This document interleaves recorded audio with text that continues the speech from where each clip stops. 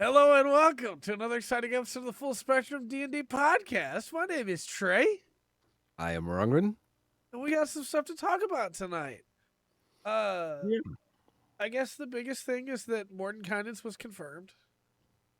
Yeah, and quickly too after that leak. Yes. Very, very quickly. Yep, And it's coming out. hey,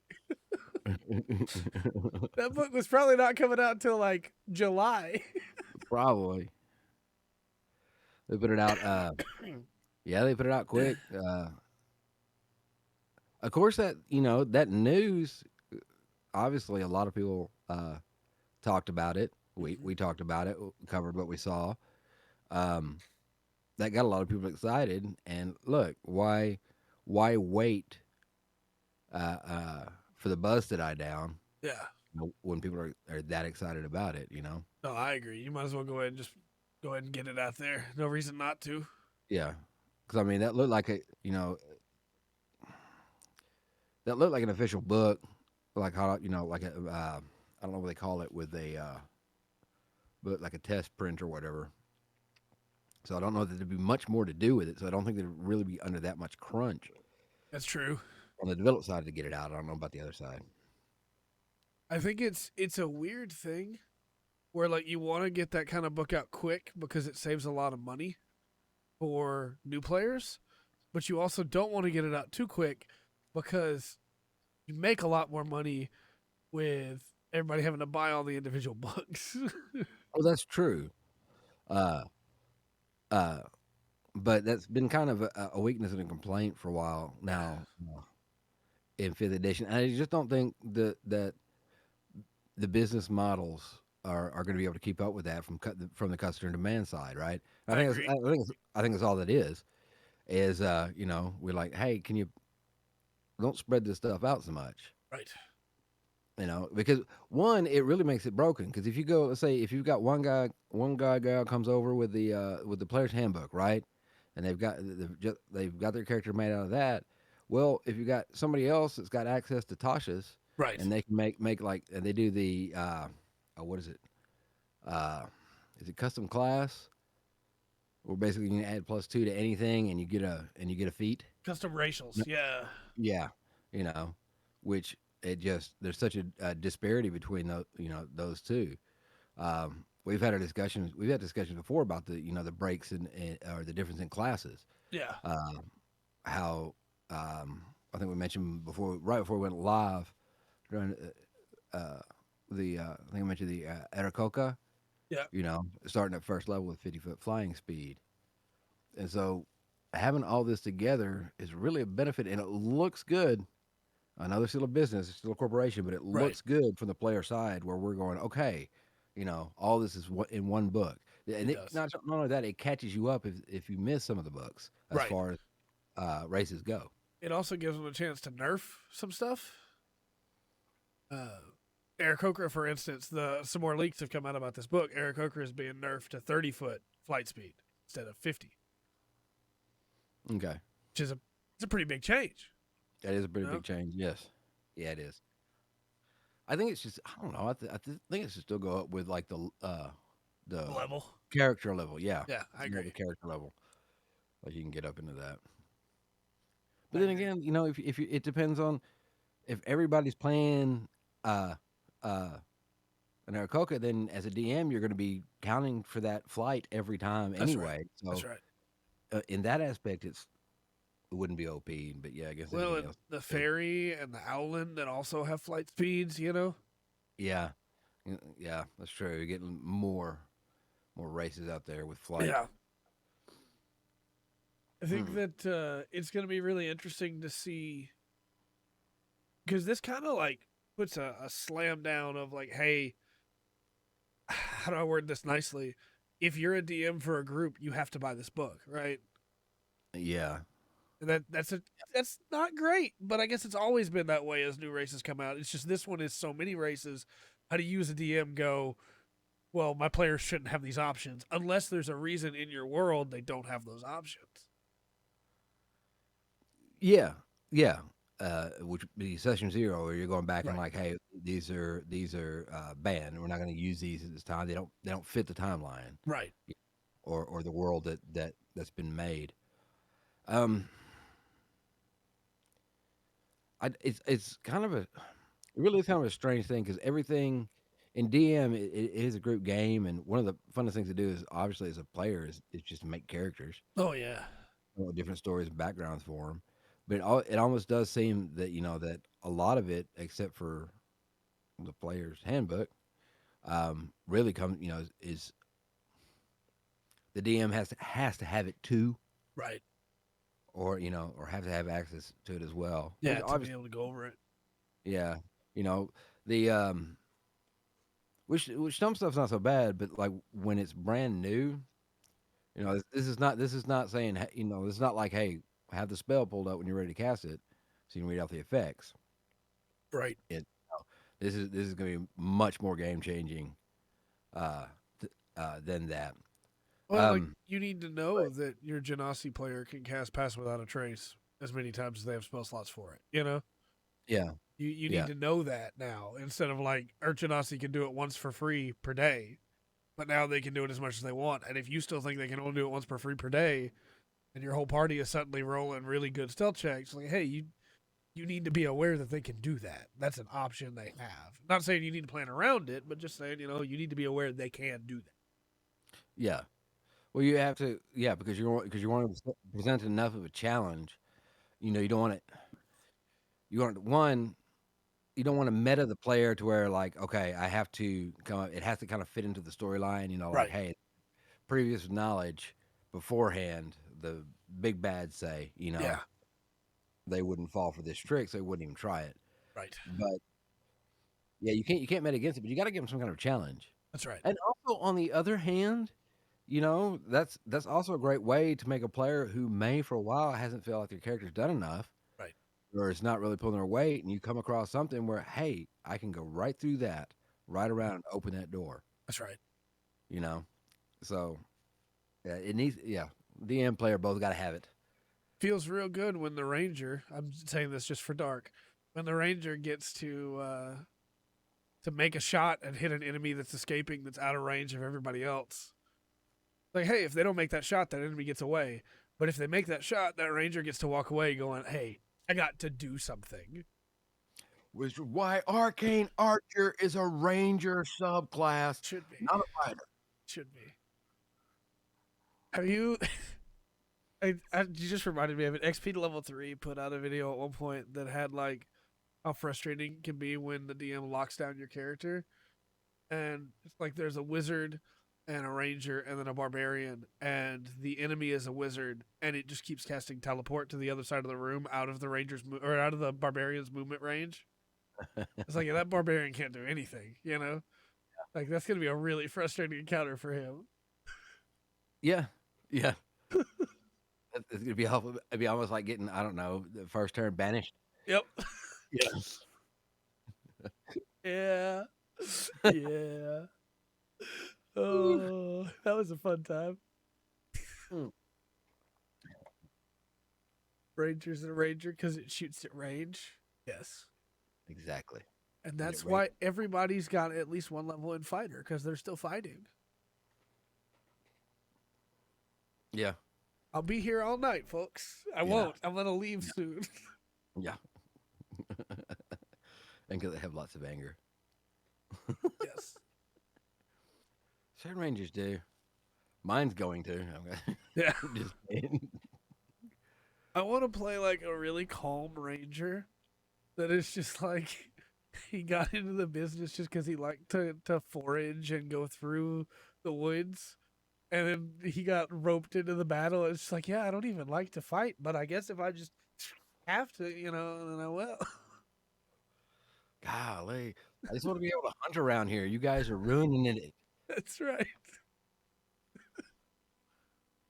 Just play him like a There's a couple of subclasses that are really good, but yeah, for the most part.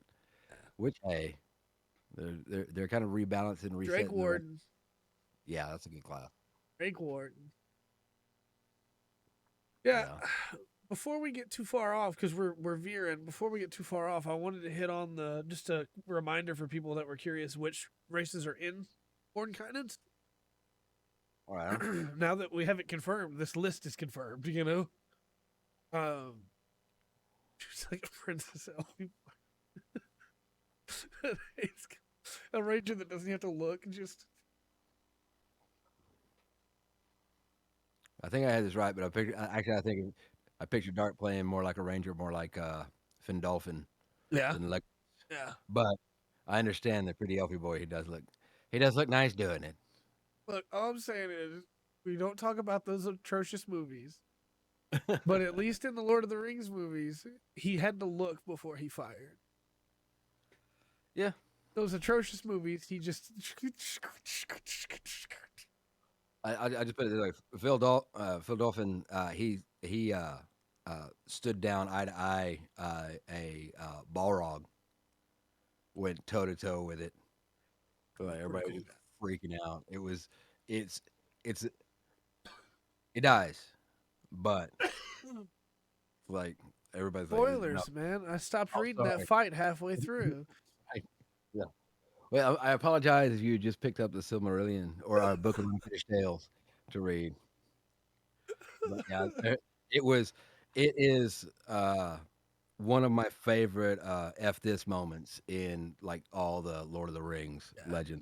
It's like, yeah, no, all right, here I go. I agree. It's pretty cool. So the race list is Aarakocra, Yeah, which originated in the Elemental Evil's Companion. Then we have Asimar, which was in Volos.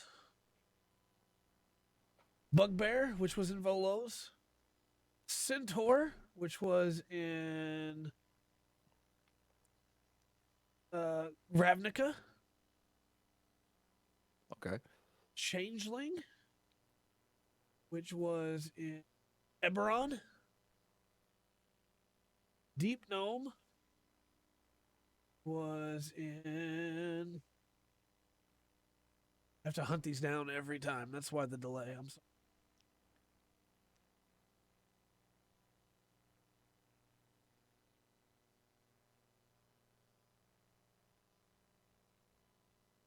Actually, Deep Gnome might be new. That one might be new. I don't know. Yes, that stat block is new. Hey, Your if your char- character's gonna step up, your character's gonna step up. Sometimes they die. Times they go out in a blaze of glory. Yep. Dwergar, which was the Volos, but it wasn't playable. It was a monster in. Yeah. Okay. So added Well, in. some of these are not necessarily updated, but kind of slid over like that. Where you've had, where you have well, no, there's gonna be a couple, right? We talked about a couple actually down the list Yep. um, last time. They're kind of slid over that were monsters before that are now gonna be playable. Also, sub races that are now full races, like Eladrin, which was just a sub race that came in with Eberron, but now is full race. Eladrin came in with the DM's guide. Oh, you're right. You're right. I'm sorry. Yeah, it's the optional Very first racing. character. Oh, I don't even Mm. know how many characters I've had die at this point. Hmm. Most of them are my fault.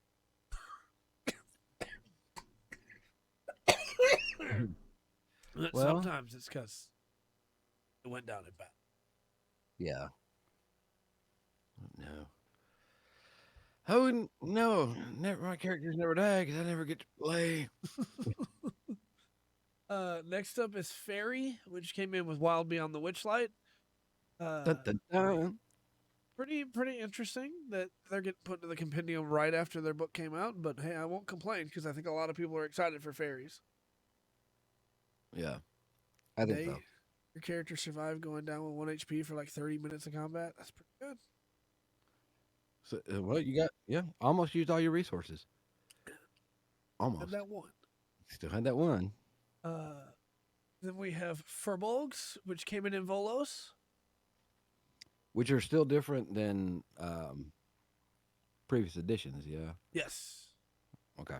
I like these Furbolgs more personally, but I understand why people liked old Furbolgs. Yeah. Well, there was a distinction between what the Furbolg is now and what that one was. Right. The one we have now was originally, I think, it was a Fey touched Firbolg, and the old because the old one was Giantkin, Yeah. and I don't think they count them as Giantkin anymore. No, now they're just their own thing. That sounds like a good session. It does. The next up is Genasi, and all four types of Genasi were in the Elemental Evil companion, player's companion. Okay. And then, of course, we talked about some of their changes last week with the way their spells are changing and everything. After that is the Githyanki and the Githzerai. And those came in Mordenkainen's Tome of Foes. Okay. Yeah. You had the Goblin, which came in with Volos. And the Goblins, again, are now Fey. Fey Okay. ancestry. Goliath, which came in with Elemental Evil. Mm. Herringons, Wild Beyond the Witchlight. Yeah. Hobgoblins, which were Volos. Kinku, which were Volos. Kobolds, which were Volos. A lot of stuff got added in Volos. Mm-hmm. Kobolds, lizard folk, orcs, all those were kobolds. Volos, sorry. Minotaurs didn't really have their own deal until Ravnica, even though there were optional rules to play a Minotaur. Yeah, but I think when it was really put it out, because there was two different types. There's actually different types of Minotaur depending on the campaign you were playing in. So officially, uh, it was Ravnica and what Yep. was it? Eberron? Yeah. Eberron had the other Minotaurs. Yes. No, you're thinking orcs. Eberron had the other orc. Orc from Eberron. Okay. All right. But All right. the other Minotaur, I think, is still just an optional ruling. I don't think it's ever got its own full release. Okay. Rest of the campaign was 3 rounds of combat where we barely got any healing between them. Both. Oof. A lot of healing. Yeah. Oof. From there we got Satyr, which came in. I just had it. The what's it called? The one that Leonans came in. Mystic Odyssey of Theros. Leonin not in this book. Satyr is, but not Leonin. All right. Very interesting. It is. Sea Elf gets its full thing added in. It was like a one-off mention that they could be used, but they didn't have any stat blocks for them or any information for them. Yeah, and that's another Dragonlance reference there. Good to have them. The Well, Shadow so Kai. would the Minotaur then What's that? becoming? So would the Minotaur becoming? That's probably where the second set is going to be. The other is probably going to be in the Dragonlance book. I bet you're right.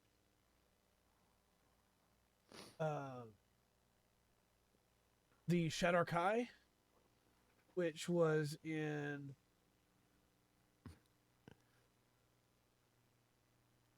a minute ago.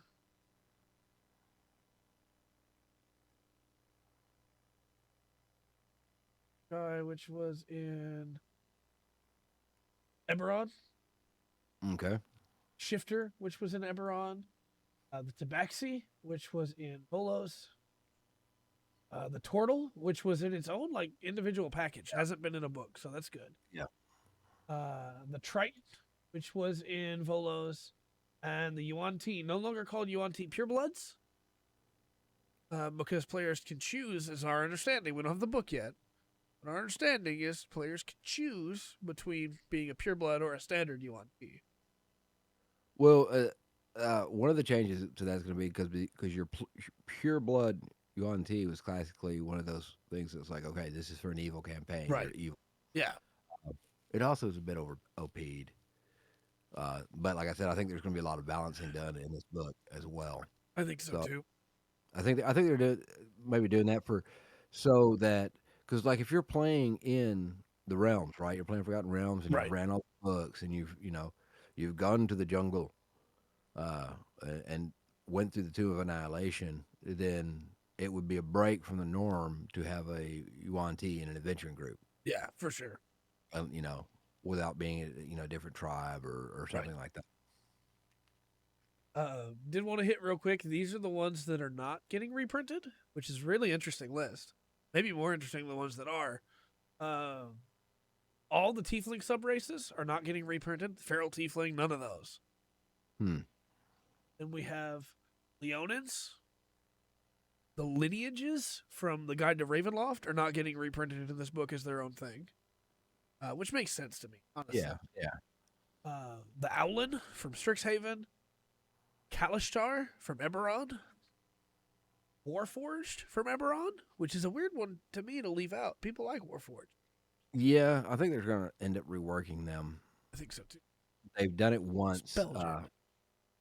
Well, they've done it once just to cut them down for being so OP.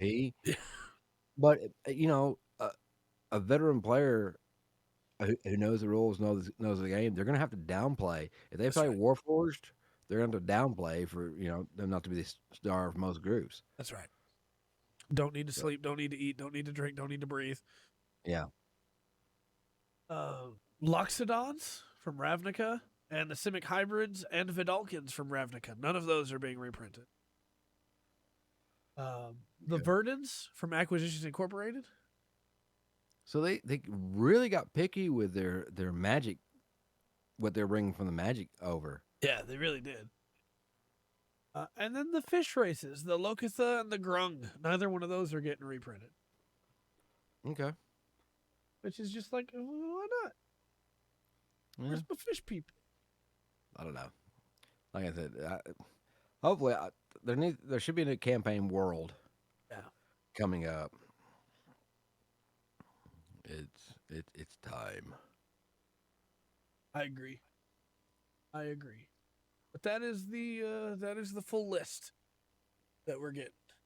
Well, obviously, once the book comes out, we'll break down the changes and all that fun stuff. Dude, it's my favorite class. The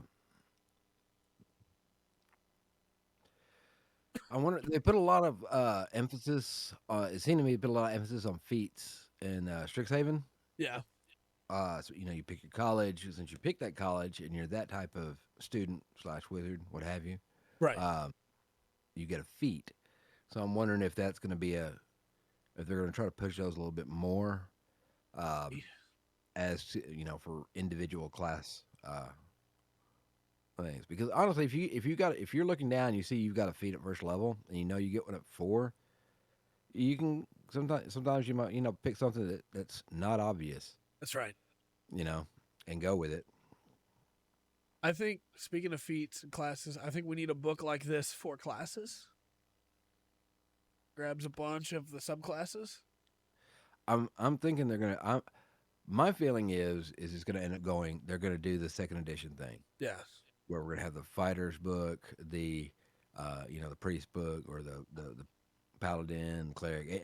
Each one gets a book filled with subclasses, or I right. would like for them to, Yeah. you know, Well, some because of the them really need touch ups. true, true. Um, and I'm kind of looking for what the balance issue is going to be on the other side of this, and what it's going to take is like with all these new things in place on the DM side, what it's going to take to update creatures and Yeah. keep them interesting at the levels they traditionally have been. It's GEN. I have it literally pulled out. Why am I trying to spell it off the top of my head?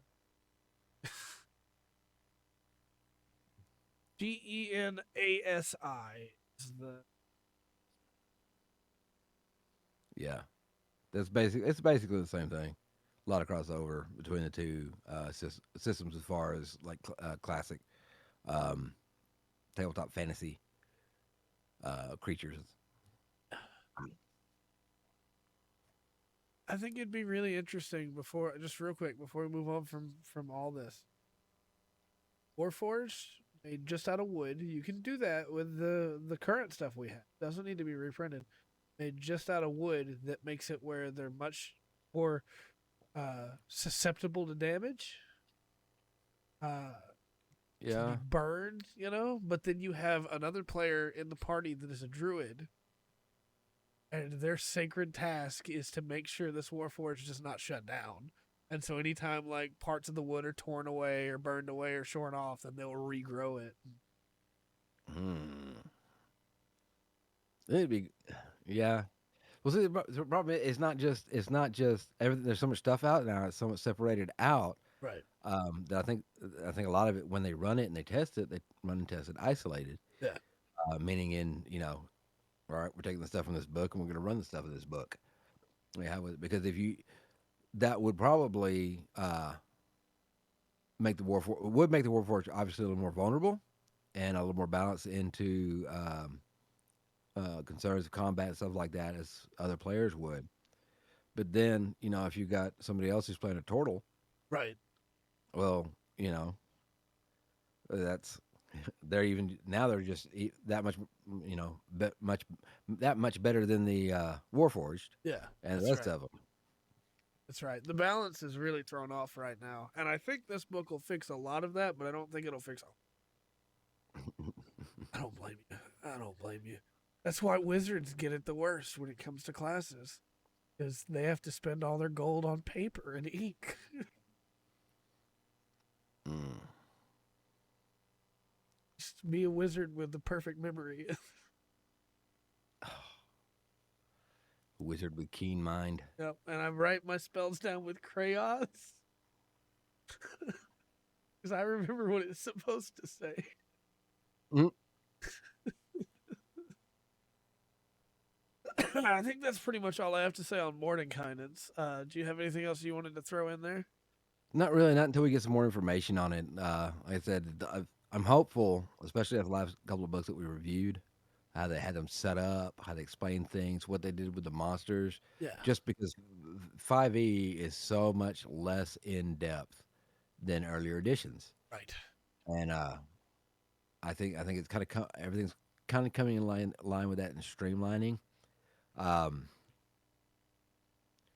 whether you like D&D or not, or if you play other games, it's good for the industry when D&D is doing good. Yes, it is. It's the poster So boy. yeah, so I really hope they hit it out of the park with this Yeah. and this, have some cool things. Yeah. It depends on your DM, Dark. And it also depends on your campaign. Your campaign is campaign where you're bartering a lot more, or where uh, a low magic world or anything like that, where you're not going to need to be buying a bunch of extra magical items. Maybe your players just don't need that much gold, or maybe your players wind up with a lot of gold and don't really have anything to spend it on because they don't go to towns very often. It's Yeah, every campaign is going to be different in that regard. or they've got themselves in a situation where they're taken care of. They got a Yeah, benefactor. You know, I need them to do so. Yeah, it definitely depends on kind of what's going on. What's the campaign about? yeah.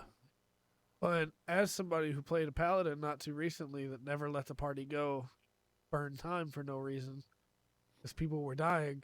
I think our last party ended with like bunch of gold that we never got to spend because I saw that right uh, off the wall. we'll have to fix that later. This one over here's falling too. It's been falling for a while. But I never let the party go spend any money because I was a paladin and we needed to go save those people.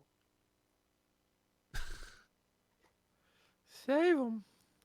Okay.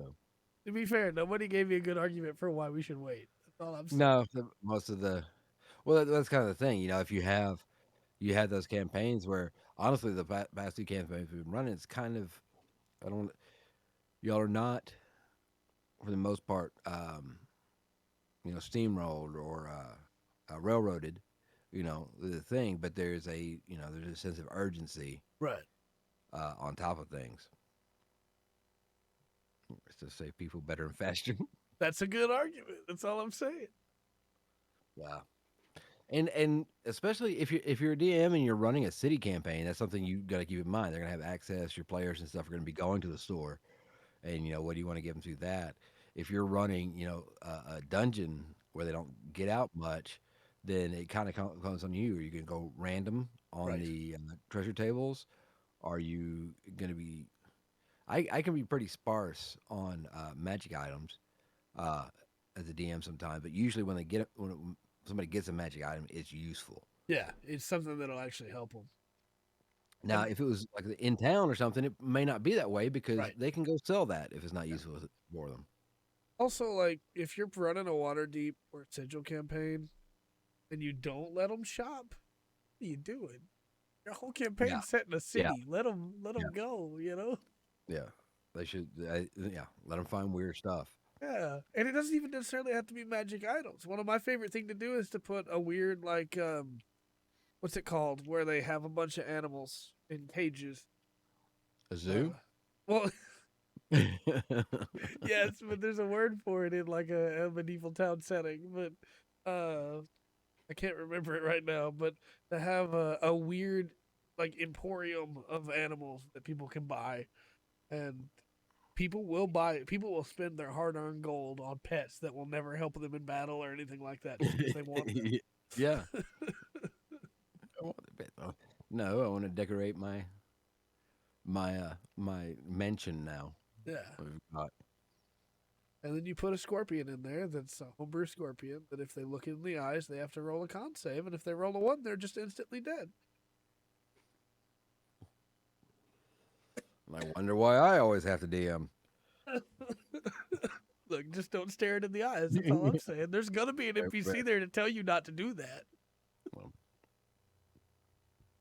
That's correct, well, Dark. also, if I'm making the characters play with encumbrance instead of like don't carry your horse and your Right. heavy arm at the same time, we'll be all right. If I'm making play with like encumbrance, then buying and selling is a must. Yeah, Being able to hit the stores and stuff like that's that right. is absolute must. Well, and if we're doing a campaign that's like a more metro styled where the world's not in great shape and money is worthless and we're bartering everything, then buying and selling is vital to that. You have to Yeah, keep track of your yeah, supplies and hey, I only have this many arrows, but if I trade these arrows, I can get something that will really help us out here. okay. Yeah, like I said, always depends on the group. Uh, the some people want some people want that hard survival, some people don't, Yeah, and that's if you have both those players in one group, it can be hard for both to feel like they're having a good time. that's right. Uh, we don't have to separate out the two. But encumbrance can be a good rule, uh, uh, especially if everybody's agreed to it, because it gets the players to think. So okay, what am I going to carry into this battle? What am I going to carry into Right. this dungeon? What can I leave behind? Well, and I think it means something. I think encumbrance can go both ways, right? It means something when you use an arrow in encumbrance, and then at the same time, people will just go, well, then I won't use them. Like, but using encumbrance, then your healing potions are also vital. Your Yeah, how much damage you've taken is very important because if you get hurt too much, you're not gonna be able to carry your stuff. yeah, So, like a bow is handy to have, and so if you balance it right, it's really fun. I think so. And like, that might be the other side of it, Dark, because I don't people don't get bags of holding. You come across a bag of holding, you've done something, you found something special. Yes. Even like the haversack, all of that. I'm saying is back in my day, we had to hire peasants to carry gold back for, As you should. unless someone look. That's my character. Hey. No, I miss hirelings. I miss when we had reasons to hire NPCs. And what's sad is the essentials kit. the one they put out to book in the starter kit, Yeah. had hirelings in there so you could play one on one, Yeah. and they did. It was a really good job. It was like having basically it was like being having someone there to buff you a little bit, Yeah. just help you out just enough, you know. Tier one, it was like 50 gold. That's cheap. Well, I don't know how the gold system. Yeah. I That's don't know how true. the gold system ranks in Pathfinder. So 1 gold in most, like in your standard D&D world, in Forgotten Realms, 1 gold is like a night in a very nice hotel yeah, with full meal and board and everything added hot, in. hot bath. Yeah. You're looking at a bag of holding. I probably wouldn't have a bag of holding in a shop for less than 1,000 for, but it'd probably be closer to 10. Yeah, yeah. It's just, of course, like then again, super high magic campaign Yeah, that's true. might be a common item there. I So don't have. per week. Yeah, so gold's the world that you're playing in dark. The gold would be more valuable Right. than uh the normal D&D world, or the one that we play in. I think it's currency is really interesting. It's where I bog down in my world building. Well, how much does a sword cost in this town? And then I go, well, this shop was opened by this guy. His dad was this. They first got the deal signed. The sword was sold for this. But then when his grandson came along, he bumped the price up to what are the current tax rates in this? And by the point, by the time I realized what I've done, I was like 4 hours into prep that I didn't need to do, wasted time when I could have just got, the sword's like 30 gold. Right. Well, once again, I think this kind of goes to an herbal urban campaign. I would probably be a little more strict with like yes, you have your gold, you have your silver, your copper, Right. your platinum, maybe even electrum of that. But a lot of times, especially for a much more is about the adventure campaign, Yeah. I just go okay, everything's gold. Yeah. So everything's in gold or trade, one currency. I think we also get into that with the video gamification of D&D that a lot of people expect. Where like in a video game, you do a quest, you get money, you get gold. Yeah, And in D&D, that's not always how that works. no, Sometimes you do a quest and you get nothing. Like realistically. right.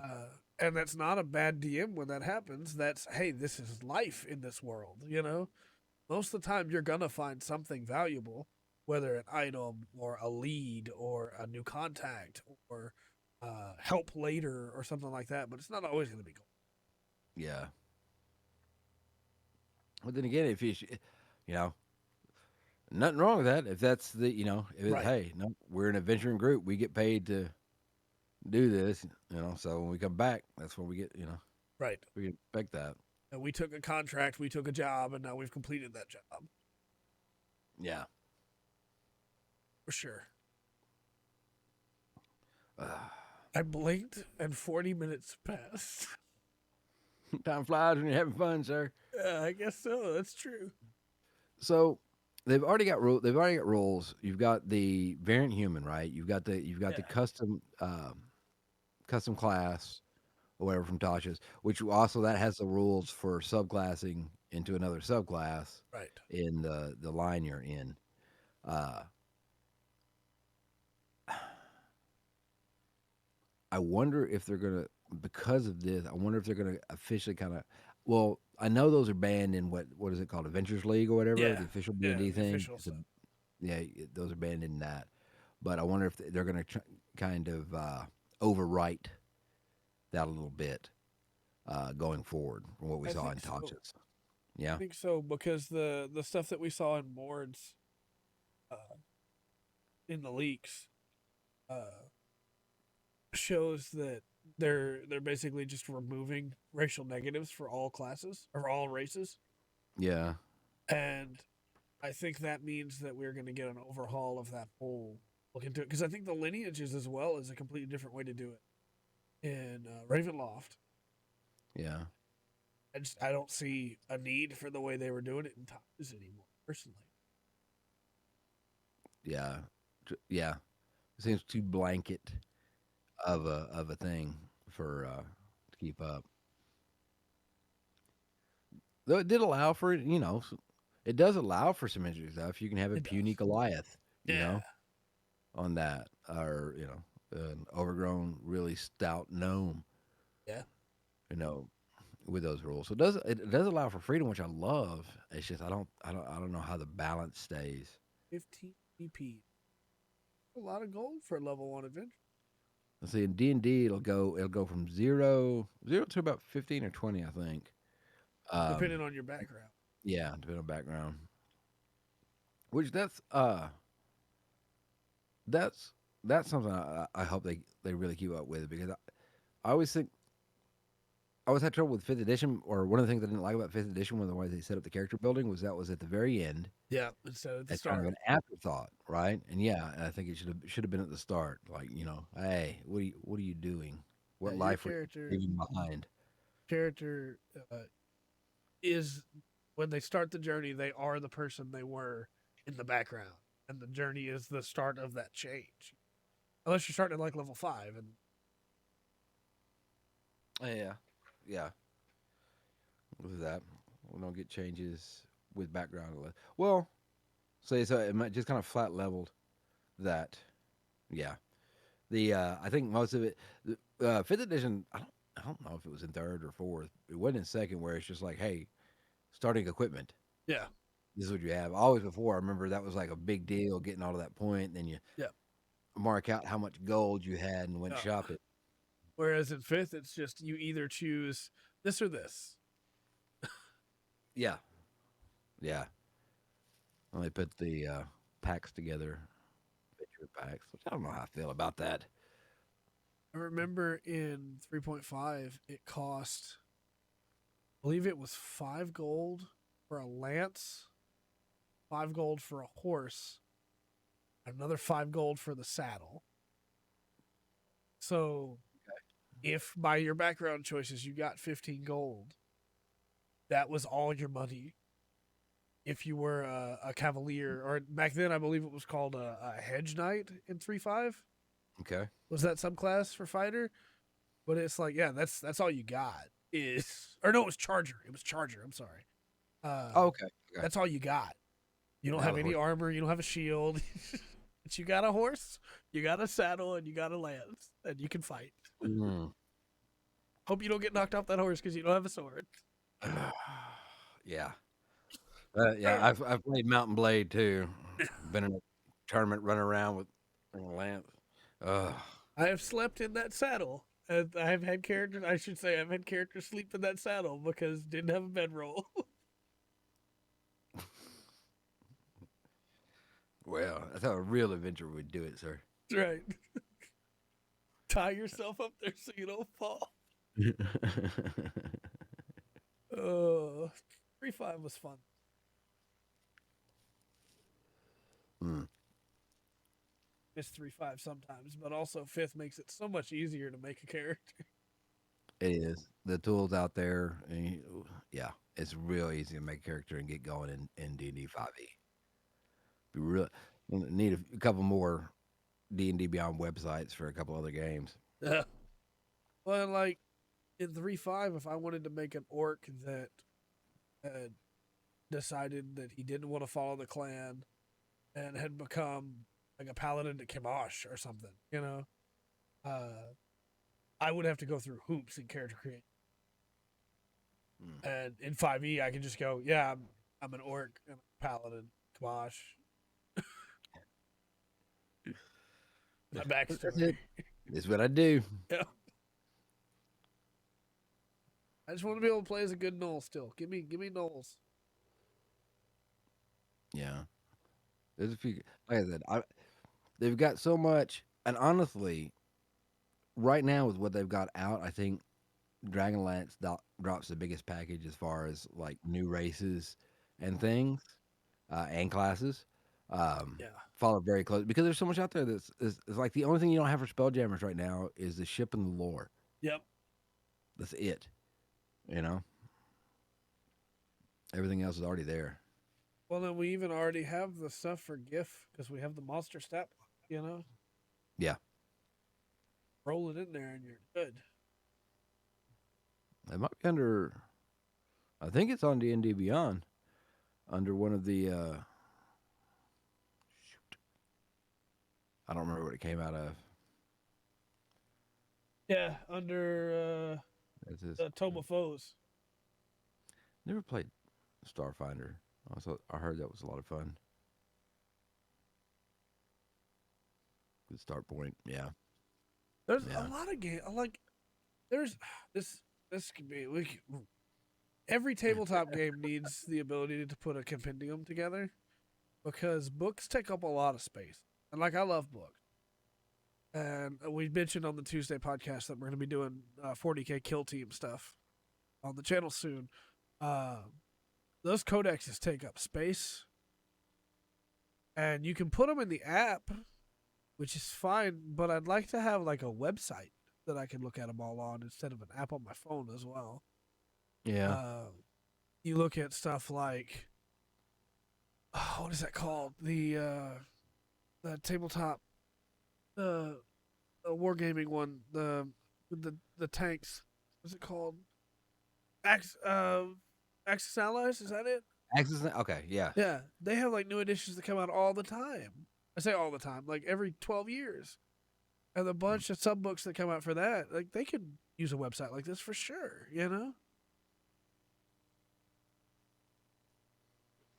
Yeah, a lot of people have kind of PDFs where if you get the book, you can get the Yeah. PDF or buy the digital copy. Um, the good thing about like D&D Beyond is, which I'll check out the archives of Nethys. But the good thing Sure. about D&D Beyond is how it's kind of organized. Because if I bought everything, I can click classes. Yeah. It's just gonna bring up every class. I don't have to go look and see which book one is Right. in. So it's the organization of the site that's one of its biggest strong points. I agree. Agree. How you doing on coffee? I got one, maybe two swigs left. Okay. So, um,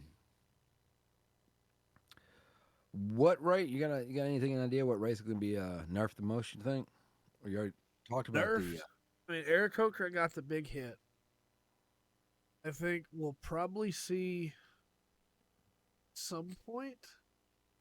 I think we'll probably see some nerfs to either Asimars, which I don't think Asimars are too strong. I just think they're very strong. okay. Uh, or to Leonans, because Leonans, they're Leonian natural. A Leonin monk is going to walk through a room. Yeah, I love Leonans, but that might be what it could be the reason why they left out. could You be. know, It's nuts. there's no bag of holding tier 1 through 4. It's bag of holding. That's all Right. it is. Right. Just bag of holding. For anybody that's never seen, let me pull this up. Because, like, people go, well, why would a Leonin monk be that strong? Leonins are special when it comes to the playable races and their natural weapons. Because they're lions. Yes. And their claws are 1d4 plus your strength mod instead of bludgeoning damage, so you can use slashing, which means that they can roar as a bonus action. Then they can spend like they can. I'm sorry. Let me get this right. They can roar as a bonus, roar as a bonus action, hit as a monk, and then get another hit as a monk for free with slashing damage, which means in any fist fight they automatically win. You put a Leonin into a fight pit at a level 1 tavern. Leonin is the champion of that fight pit immediately. Yeah. And it's not just that either. I mean, you try to do a prison escape with a Leonin, they're always armed. Yeah. They're very, very strong. And I love them for that. I think it's a very cool niche that they fill, where like other races have a natural weapon, but Leonan claws scale off their strength modifier, which means they Yeah, will always be useful. yeah, and if you're metaing uh, into that, so you're maxing out your strength bar as best you Yep. can with a Leonin. I think you can walk away. No, I think you still have to use the. Do they get a plus two to strength? Plus one to strength, I mean? Let me double check. I think on standard array, if you can walk away with Leonin at 17. The only way to walk away with the 18 from standard array is that variant class or the custom class roll where you put plus two on anything you Yeah, want. it's strength by 1. Yeah. So you're walking away with a 17 at first level Yeah. uh, on strength. Yep. Yeah. Talk about not you're a monk, not to spend money on anything. Yep. You're good to go. You just keep leveling up. You keep hitting things more. Flurry of blows. Boom, boom, boom, boom, boom. All right. Well, that was. Okay. Campaign at like Gotcha. level 11. All right. That was my last sip of coffee. Okay. Um, I'm out of it. I'm gonna get a bigger cup. Um, and like that, I'm gonna put this out. Uh, just found this out. I come with something as a DM to keep in mind. Golems are immune to anything that would transmogrify them or polymorph them. Really cool. It is. It threw me off. We had a problem with it, Yeah, and we dug on the rules and we did. everything, and it was kind of cracking me up because a week later it's like, okay, so no, that was the correct ruling. General be specific. It's just Right. I had to find it. Right. Appreciate Waverly pointing that out for me. For sure. Golems are. Yeah. Well, I thought watching a thing because you got your clay golem, right? Yeah. That's immune Hebrew. to and it's immune to piercing, slashing, acid and poison heals it, or just Ah, maybe just poison. Yeah, Trask hates it. yeah. It's a weird thing. Love Yeah, it. yeah, Trask can't do anything to it. Terracotta warriors. Yeah, those are golems, I suppose, when you think about it. I know for the comment section, I know it's Gollum. I know. Yeah. I do. Oh. But I watched Monster Rancher as a kid. And in Monster Rancher, they have the main character called Golem. And then I played Drakengard, and Sayre goes Golem. So I can't. It's in my head. Just warped your fragile little mind, did it? That's right. I will always hear Golem. All right. Well, we'll be back next week with the Tuesday podcast as usual. And next Thursday podcast, we haven't discussed what we're doing yet. We'll find out. It'll be a surprise to everybody. Um, the yellow, that's the sway zone. But until next time, I've been Trey. I've been Rungren. And we've been the Full Spectrum D&D podcast. Remember to always enjoy the full spectrum D&D has to offer. Thanks, everybody. I'm